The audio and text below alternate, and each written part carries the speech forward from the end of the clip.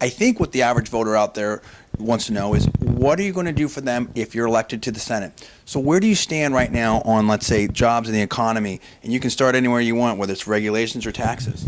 Well, you know, in the political arena, people say a lot of things, but, you know, I think we have to go back to, you know, giving a speech that you've prepped for is a little different than have you really suited up and done these different things. Very true. So, you know, that was one reason why that I tried to talk about some of the national security and national defense issues. I felt like I really suited up and went out and did those things.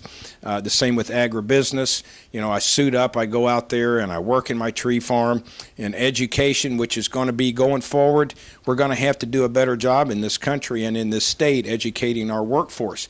You know, employers in the future are going to hire the individuals that they feel have the skill sets that are going to help them gain competitive advantage. And they're all trying to survive in this global economy, competing against everyone on the planet. Everybody on the planet selling against everybody and competing for customers. And, you know, whoever has the best trained workforce is going to have a leg up on, you know, who gets employed and who gets hired. So we need to do a better job educating. We need to quit this dumbing down of America.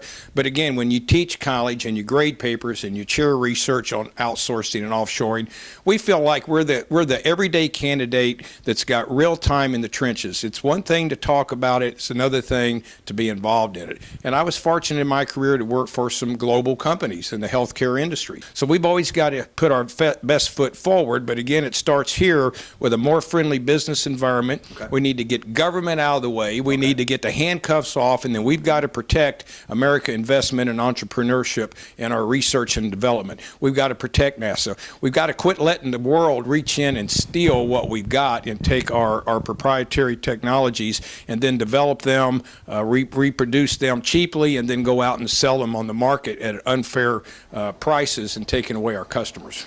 So I think that's all very important stuff, and it sounds like you've got the real world experience there. You're not a career politician, and you want to put that kind of experience into application in the Senate. But I want to hone in a little bit more on, like, let's say, tax policy. First of all, just simple question: do you feel like taxes are too high at the federal level? I think our taxes are too high at every level.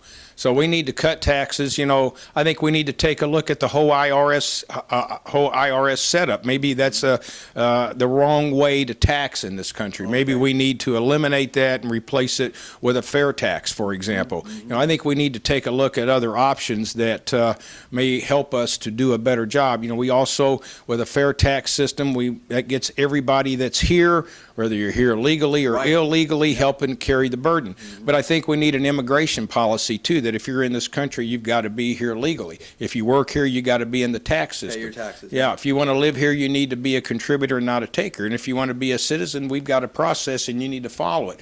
So, you know, we've got to secure our borders. Yep. We got to protect our research and development. Mm-hmm. We've got to do a better job training our workforce and our youngsters for the future. Mm-hmm. We've got to quit this dumbing down of America, mm-hmm. and we're going to have to do a better job at putting American companies to work. I mean, we can cut federal spending all day, and we've got to cut spending. We need to balance the budget. Okay. But just because the federal government cuts their spending doesn't mean that we're going to sell more American-made products. Okay. Right now, you have a lot of people talking like that would be the case. Mm-hmm. But we've got to have lower taxes. We got to have less spending. There's no doubt. We got to quit. Yes, sir. Can't keep spending $3.7 trillion when you're only making $2.2 trillion. But at the same time, we've got to get American companies back to work. We need incentives for American companies to hire other American companies. And we've got to create a demand for American-made services and products around the world. And then get our companies plugged into the mainstream of their value chain of whatever industry they're in. When American companies get hired, then American companies will hire workers. And until we create that demand, we're going to have a hard time. From what I'm hearing you say, it makes a lot of sense. It sounds like you want to get aggressive in cutting federal spending.